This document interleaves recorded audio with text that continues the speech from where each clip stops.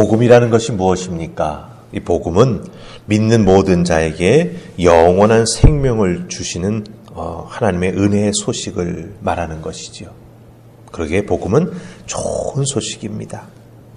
하지만 복음은 믿는 자들에게는 새로운 피조물에 합당한 삶을 살아갈 것을 요구합니다. 예수님 믿고 구원받은 우리들 세상 속에 산다고 세상 사람들과 똑같이 살아가서는 안 된다라고 하는 것이 바로 복음의 가르침이지요. 그럼 복음이 요구하는 삶의 모습은 무엇입니까? 그것은 바로 하나님을 사랑하는 것이죠.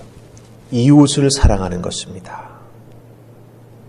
하나님의 부르심에 응답하며 섬김과 헌신의 삶을 살아가는 것, 그게 바로 복음이 요구하는 우리들의 삶의 모습이 된다라고 하는 것이죠. 이 복음이 요구하는 삶을 우리들의 삶의 자리에서 변화된 모습으로 살아가는 것이 예수님을 주님으로 고백하지 않는 사람들이 보기에는 불편합니다. 왜 불편할까요? 우리가 등불이 되기 때문에. 그렇죠? 예. 그 사람들이 어떤 삶을 살아가는지 우리들의 그 새로운 피조물로서의 삶을 통해서 비춰지게 되고 대비가 된다라고 하는 거예요. 그렇기 때문에 예수님 믿고 구원의 은혜를 받은 우리들이 복음의 삶을 살아가기 시작하면 주변 사람들이 때로는 관심을 보이기도 하지만 더 많은 경우에는 불편해하는 것을 우리가 피부로 느끼게 된다라고 하는 것이죠. 자기 자신과 다른 삶을 살아가는데 예수님을 믿으며 살아가는 그 삶이 예수님을 믿지 않는 자기의 삶이 얼마나 어두움에 속한 것인지를 속속들이 보여주기 때문에 사실 불편해한다라고 하는 것이죠. 그래서 오늘 53절 말씀에 보면 예수님은 분쟁이 일어난다 이렇게 말합니다. 이 분쟁이 어떤 분쟁입니까? 영적 분쟁이에요. 예. 가까이 지내던 사람인데 예수 믿는다라고 하는 것을 알게 된 다음부터 이상하게 거리를 두는 걸 아마 여러분 느끼셨을지도 모르겠습니다. 그런 것들이 단순히 인간관계에서 거리가 멀어지는 것, 그것은 표면적으로 보여지는 것이고 그것을 잘 믿음의 눈으로 들여다보면 그것은 영적 분쟁, 영적 전쟁이 일어나고 있다라고 하는 것을 우리에게 알려주는 표식이 된다라고 하는 거죠. 그렇기 때문에 예수님을 믿는 우리들은요, 이 세상에서 신앙생활에 나아갈 때 안일하게 신앙생활에서는 안 됩니다. 가족 사이에 분쟁이 일어날 수도 있어요. 그것도 영적인 분쟁입니다. 가까운 친구와의 사이에서도 이런 영적인 거리감이 생길 수가 있습니다. 그렇다고 그 관계 때문에 우리가 예수 믿는 것 포기하고 다시 어둠의 세계로 돌아갈 수는 없는 것 아닙니까? 왜냐하면 복음을 통해서 우리에게 주어진 그 새 생명, 예수님 믿고 살아가는 은혜가 얼마나 좋은지 우리는 깊이 체험하면서 살아가고 있다라고 하는 거죠. 그렇기 때문에 다시는 절대로 그 어두움으로 돌아갈 수 없다라고 하는 것을 우리는 알고 있습니다. 그렇다고 한다면 복음과 새 생명과 은혜를 누리며 빛 가운데 살아가는 우리들이 어떤 신앙생활을 해야 될까요? 영적으로 부딪힘이 있는 것을 느끼면서도 아닌 척, 없는 척, 모르는 척 덮어두고 살아가는 게 맞을까요? 예수님은 오늘 말씀에서 우리가 이런 상황에서 어떻게 살아가야 하는가에 대해서 분명히 말씀해 주십니다. 우리 50절 말씀 보십시다. 50절 여러분들 다 찾으셨습니까? 같이 읽습니다. 자, 시작. 나는 받을 세례가 있으니 그것이 이루어지기까지 나의 답답함이 어떠하겠느냐. 아멘. 이제 예수님 말씀하시는데 예수님이 받으실 세례가 있다 이렇게 말합니다. 예수님 세례 요한한테 이미 요단강에서 세례 받으셨는데 무슨 또 받으실 세례가 있을까 이렇게 생각이 들지요. 예수님 세례 요한에게 세례 받으셨습니다. 하지만 여기서 예수님께서 말씀하시는 세례는 요단강에서 받으신 그 물 세례가 아니라 예수님이 앞으로 당하실 고난의 십자가를 의미합니다. 이 세례받다라고 하는 헬라어 단어가 밥티조라고 하는 단어인데요. 이 밥티조라고 하는 헬라어 단어는 고난을 당한다라고 하는 뜻을 가지고 있습니다. 그럼 생각해 보세요. 물에 사람을 푹 담그는데 숨이 차고 힘들지 않겠습니까? 그렇기 때문에 이 밥티조, 세례받다라고 하는 헬라어 단어는 고난당한다라고 하는 뜻을 가르치고 있습니다. 또한 성경, 특별히 구약 시편 42편 7절 말씀을 보면 이 물이라고 하는 것, 세례받을 때 물로 받게 되는데 이 물이라고 하는 것이 그 물로 인해서 힘든 일을 당하고 어려운 일을 당한다라고 하는 것을 그 은유적으로 표현하고 오는 것에 사용되는 것을 보게 됩니다. 시편 42편 7절에 보면 물로 인해서 어렵고 힘든 일을 당할 수 있다라고 하는 표현이 사용되고 있어요. 또한 로마서 6장 3절과 4절을 보면은 이 세례가 예수님의 죽음을 암시하는 뜻으로 사용되고 있습니다. 그러니까 예수님께서 받으실 세례가 있다라고 하는 것을 가만히 살펴보면 고난당하신다, 또한 그 물로 인해서 힘들고 어려운 일을 당한다, 또한 예수님의 죽음을 암시하고 있다. 그러니까 예수님께서 받으실 세례가 있다라고 하는 것은 무엇을 의미합니까? 예수님이 지금 어디를 향해서 걸어가고 계세요? 십자가를 향해서 걸어가고 계시죠? 그렇기 때문에 바로 이 십자가의 죽으심을 당하게 되는데 그것을 내가 받아야 된다라고 하는 것을 예수님께서 50절에서 이렇게 표현하고 있습니다. 내가 받을 세례가 있다. 그런데 여러분들 그 뒤에 예수님께서 말씀하시는 내용을 잘 보세요. 그것이 이루어지기까지. 공생의 3년을 시작하셨지 않습니까?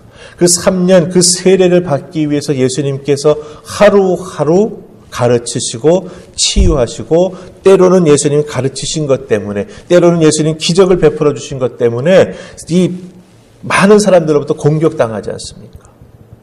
바리새인들로부터 어떻게 하면 예수님을 죽일까라는 생각이 막 들 정도로 그들로부터 시기와 질투를 당하시지 않습니까?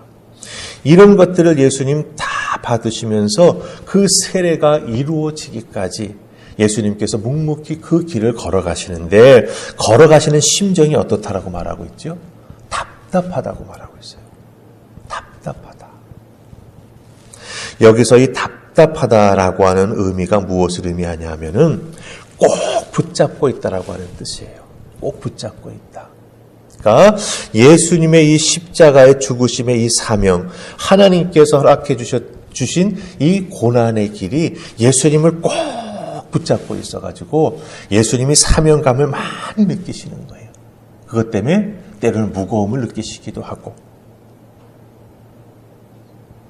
예수님이 실패할까 봐 답답해하시는 그런 뜻이 아니라 사명의 중요함을 너무나 잘 알고 계시기에 그것으로 인해서 느껴지는 답답함, 어떤 중요함을 의미한다라고 하는 것이죠. 자, 그럼 생각해 보십시다. 예수 믿는 것 때문에 세상 사람들과의 삶의 자리에서 영적 분쟁, 영적 전쟁, 어떤 의미에서는 사람과의 사이가 좀 소원해지는 것 같은 것들을 느끼게 된단 말이에요. 그럼 우리가 어떻게 해야 될까요? 우리도 그런 것 때문에 사실은 마음속에 갈등도 생기고 그렇지 않습니까?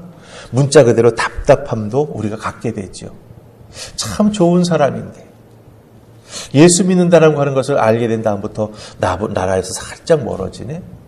이런 것들 느낄 때 사실 마음속에 섭섭한 생각도 들고 복잡해지죠. 그런데 예수님은 이 모든 것을 끝까지 인내하시고 감당하시고 걸어가셨습니다. 예수님의 그 사역의 끝이 무엇이라고 하는 것을 잘 알고 계셨음에도 불구하고 그것으로 인해서 느낄 수 있는 중압감이 있음에도 불구하고 그것을 꼭 잡고 가셨습니다. 답답하다고 세상 말로 일탈하지 않으셨어요. 우리 답답하고 어려우면 어떻습니까? 잠수 탄다 그러죠. 네. 갑자기 사람이 연락을 다 끊고 그냥 사라집니다. 근데 예수님은 그렇게 하지 않았습니다. 혹시 여러분들이 여러분의 신앙생활을 해 나아가면서 이 답답함을 느낀다라고 하는 것은 무엇을 의미합니까? 여러분의 신앙생활이 중요하다라고 하는 거예요. 여러분들이 어떻게 해서든지 신앙생활 바로 하기 위해서 발버둥 치고 있다라고 하는 것을 보여주는 증표가 됩니다. 그러니 어떻습니까? 답답하다고요? 그것을 다른 방향으로 해석하지 마세요. 네, 중요한 겁니다. 큰 겁니다. 하나님께서 우리에게 그런 마음을 주시는 것은 잘 지켜가라고, 그거 꼭 붙잡고 있으라고 우리에게 그런 느낌을 주신다라고 하는 것이죠. 그렇기 때문에 여러분들 답답함을 느끼면 느낄수록 어떻게 해야 됩니까? 기도하고 매달려야 되지요. 내 힘으로는 이 영적 분쟁과 전쟁을 해결할 수 없으니 하나님 나에게 은혜를 더하여 주시고 성령님 나와 동행해 주시며 예수님 나를 위해서 기도해 주세요. 이렇게 우리가 하나님과 예수님과 성령님을 믿고 의지하면서 이 답답함을 이겨나아갈 수 있도록 간절히 매달려 기도하며 신앙생활에 나아갈 때 도우시는 주님의 은혜가 우리에게 임할 줄 믿습니다.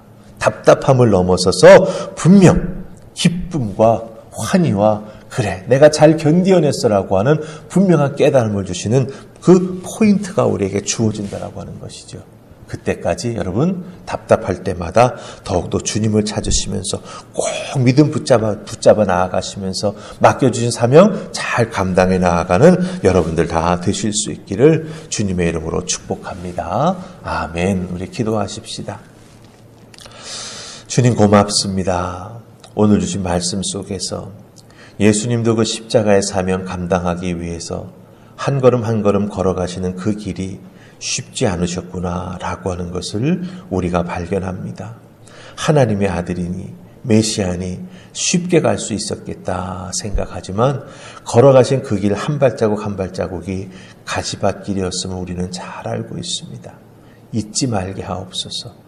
우리 주님 그 가시밭길 답답한 마음으로 걸어가셨지만 끝까지 지켜가셨다라고 하는 것. 그러기에 우리들도 앞서가신 주님 본받아 끝까지 우리들의 신앙 잘 지켜나가게 하시고 특별히 주의 몸된 교회, 이 하늘파 합병교회를 섬겨 나아갈 때 답답함 느낄 수 있지만 그것이 바로 중요한 것이고 그것을 우리에게 이루라고 사명으로 맡겨주셨음을 깨달아 알고 더욱더 헌신하며 나아가는 우리 모두가 되게 하여 주시옵소서. 오늘 하루 나의 주어진 삶의 자리에서 도우신 하나님의 손길로 더욱더 큰 은혜를 체험하며 살아가는 우리가 되기를 소원하옵고 예수님 이름으로 기도하옵나이다. 아멘.